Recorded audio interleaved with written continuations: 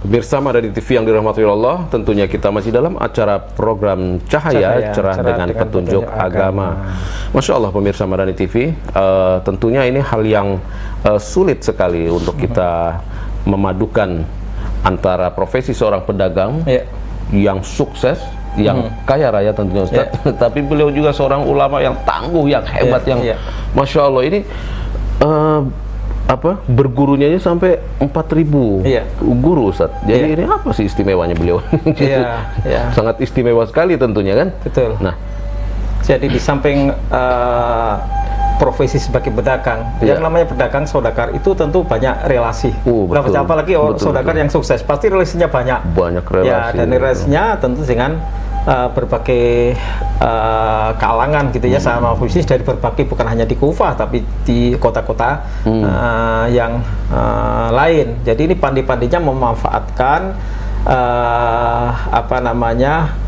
muamalah beliau, karena juga banyak ulama-ulama lain yang juga berposisi sebagai saudagar.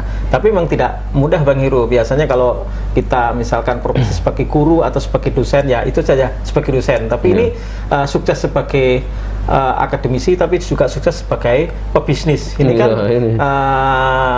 jarang ada, dan ini terjadi pada Imam Abu Hanifah. Dan dia di samping ini, tadi kita lanjutkan, di samping sebagai seorang ulama, seorang dai, seorang mubalik lah kalau dalam bahasa kita, itu kan dia sebagai donatur.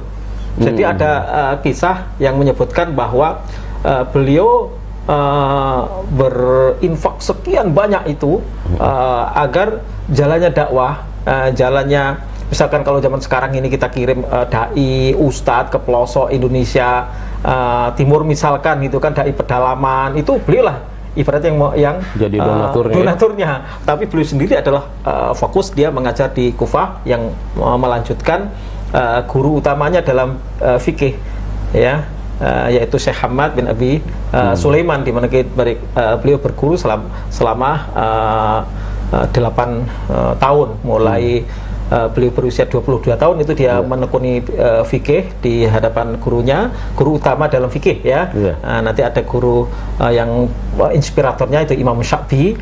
Guru fikih utamanya adalah Imam Muhammad bin Abi Sulaiman yang kemarin sudah kita kisahkan. Beliau dampingi, bertekad mendampingi sampai wafat sang guru itu.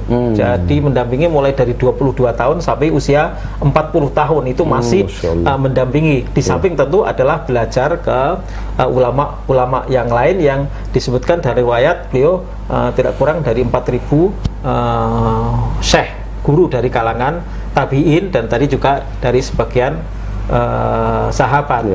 Nah, ada yang unik ini Bang Heru dalam hal bisnis beliau. Beliau ini dikenal juga sebagai seorang yang warok, orang yang menjaga betul hal-hal yang syubhat apalagi haram. Pernah terjadi peristiwa di mana Imam Hanifah ini kan bukan langsung dia jualan di pasar, dia kontrol, tapi dia punya orang, punya pegawai gitu kan. Dia berpesan kepada pegawai, ini ada barang ini nanti kalau kamu jual kasih tahu ini ada sedikit cacatnya di bagian ini, katakanlah tidak disebutkan itu mata gitu loh, pokoknya itu ada komoditi yang misalkan kalau kita sekarang mau menjual mobil gitu kan, ada cacat yang nggak begitu kelihatan atau di dalam lah, kamu harus ngomong itu istilahnya barang reject lah gitu. Tapi secara umum ini bagus jadi cacat BS lah istilahnya, tapi tidak kelihatan. Kamu harus ngasih tahu kepada calon pembeli bahwa ini barang ada kondisi cacatnya seperti ini gitu kan. Tapi ini orangnya Imam Hanifah ini, pegawainya ini lupa ngasih tahu, udah kadang dibeli, jadi barang ini udah dibeli, dan namanya pembeli kan di pasar tak semuanya tahu, nggak kenal. Kalau yang beli si fulan udah didatangi, maaf tadi gini. Ternyata dia betul-betul lupa, dan orangnya juga nggak ketahuan siapa. Uang sudah diterima, katakanlah ini barang terjual dengan 1 juta atau sekian, nggak disebutkan. Transaksi sudah berlangsung, yang beli juga sudah pulang dan nggak ketahuan siapa dia. Terus kemudian laporlah kepada Imam Hanifah, barangnya sudah laku. Terus kamu kasih tahu nggak tadi yang ada cacatnya itu? Iya saya lupa.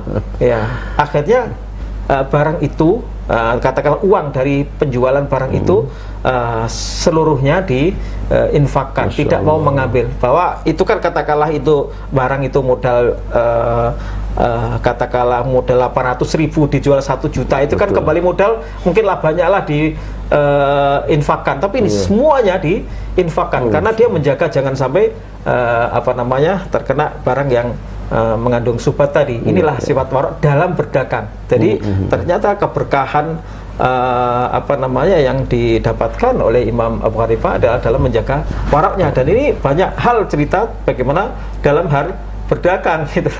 Tapi di sisi lain dia seorang yang memiliki kecerdasan luar biasa, keilmuannya, sehingga akhirnya beliau dikenal sebagai seorang imam, ya, Al-Imamul A'zam, bahkan julukannya Imam Agung dalam bidang fikih khususnya.